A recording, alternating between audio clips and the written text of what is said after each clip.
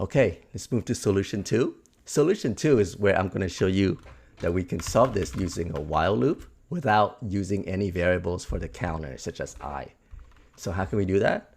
Well, we're going to keep on looping through this, right? So we're only going to run as long as this array has a positive length.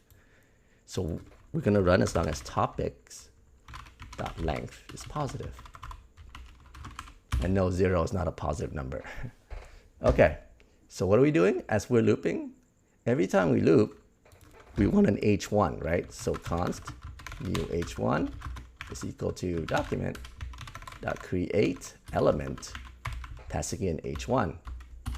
Now, instead of using .text content, what else can we do? We can do new h1 .append. Remember, because we can directly append strings.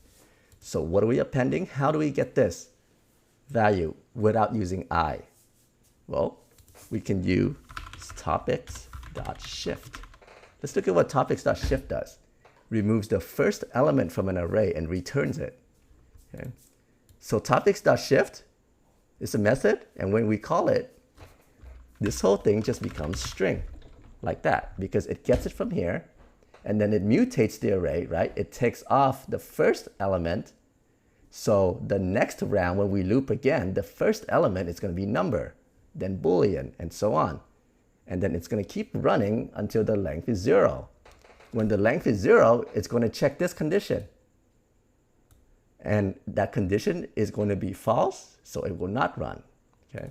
So let me change this back. Topics.shift. So now we have the text content. What do we have to do? Body.append child. And then what are we appending? We're appending the new h1. And you know what? I forgot to declare my body. Const body equals document.body.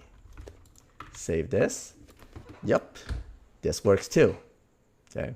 So again, always remember there are multiple ways to solve different problems in JavaScript.